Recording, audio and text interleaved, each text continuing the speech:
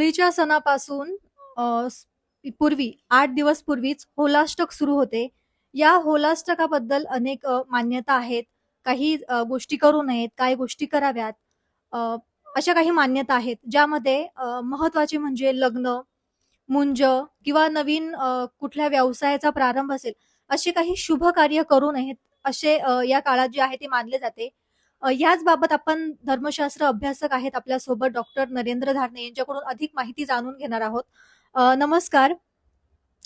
मुळात जो आहे तो होलाष्टक जे आहे हे नेमकं काय आहे? कधीपासून सुरू म्हणजे जे 8 दिवस बोलतात, तर ते हा 8 दिवस कधीपासून असणार आहेत आणि यामागची मान्यता नेमकी काय आहे?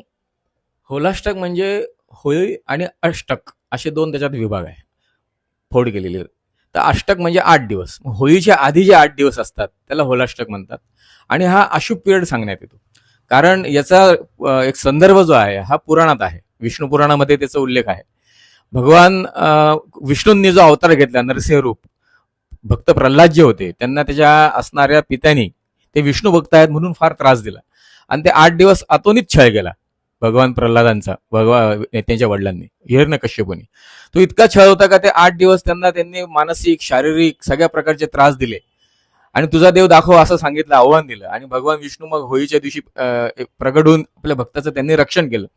आणि त्यामुळे आणि हिरण्यकश्यपूचा वध केला. आणि त्यामुळे त्यापासून ह्या होळी पौर्णिमेच्या आधीचे 8 दिवस जे असतात, हे झालेल्या भक्ताला, विष्णू भक्ताला झालेल्या त्रासाचे असल्यामुळे हे 8 दिवस अशुभ मानतात, असा उल्लेख विष्णू पुराणात आहे. साधारण या होलाष्टकामध्ये जे आहे, तर ते कुठले कार्य असतात जे करावे नाहीत असं धर्मशास्त्रात सांगितलं आहे?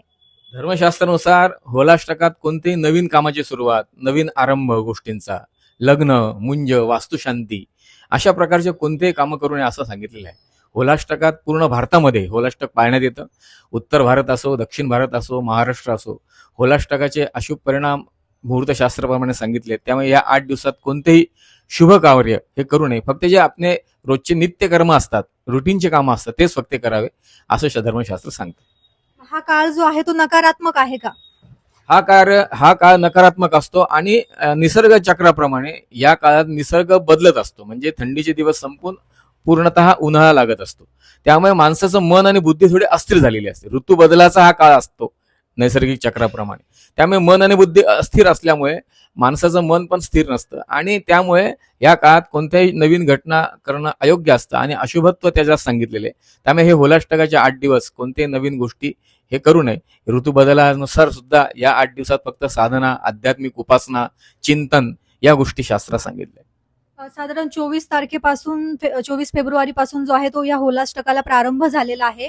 अनेक लोक जे असतात ते धर्मशास्त्राला मानत नसतात. या गोष्टी नाहीच केल्या तर काय होतं, असं बरेच जण विचार करतात. तर त्यांना काय सल्ला द्याल? ऍक्च्युली मुहूर्तशास्त्र आपल्या प्राचीन शास्त्राचा एक भाग आहे. त्यामुळे मुहूर्तशास्त्राचा विचार करूनच आपण लग्न करतो, विवाह करतो, किंवा मुंजा करतो, किंवा वास्तुशांती कार्यक्रम करतो, मोठमोठी यज्ञ होतात. हे मुहूर्तशास्त्रानुसार आहे. तुम्ही तसं म्हणायला गेलं तर मुहूर्तशास्त्रानुसार केलेलं कोणतेही कर्म जीवनामध्ये स्थैर्य देतं, प्रगती देतं, आणि मार्थाला सुबत्ता देतं किंवा आर्थिक स्थैर्य देतं. त्यामुळे शास्त्रानुसार मुहूर्तशास्त्राला महत्व आहे. आता ज्यांना ऐकायचं नसेल तर मी तर कायम सांगत असतो की तुम्ही करून पहा, तुम्हाला लक्षात येईल. होलाष्टकात केलेले कोणते कामं हे पुढील तुमच्या आयुष्यात तुम्हाला अपयशाला कारणीभूत होतात. जीवनात यश मिळण्यासाठी अनंत अडचणी येतात, असं बघण्यात येतं. आणि आधुनिक काळातली जी पिढी आहे ही तशी श्रद्धावान आहे आणि हे मुहूर्तशास्त्र मानतात, असा माझा वैयक्तिक अनुभव आहे. त्यामुळे शक्यतो मुहूर्तशास्त्रानुसार हे असल्यामुळे या 8 दिवसात कोणत्याही गोष्टी या आपल्या महत्वाची कामं पुढच्या आठवड्यात ढकलावी, आणि होळाष्टक संपल्यावर होळी पौर्णिमेनंतर सगळे कामं आपले अपेक्षित जे आहे ते करावे. तर आपल्यासोबत आता होते धर्मशास्त्र अभ्यासक डॉक्टर नरेंद्र धारणे. होलाष्टकाबद्दल जे आहे त्यांनी आपल्याला मार्गदर्शन केलं. नेमकी काय कामे या काळात करू नये किंवा करावीत याबद्दल त्यांनी आपल्याला सांगितलेलं आहे. कॅमेरामन आकाश भालेराव सह मी वैष्णवी सांगळे, नाशिक.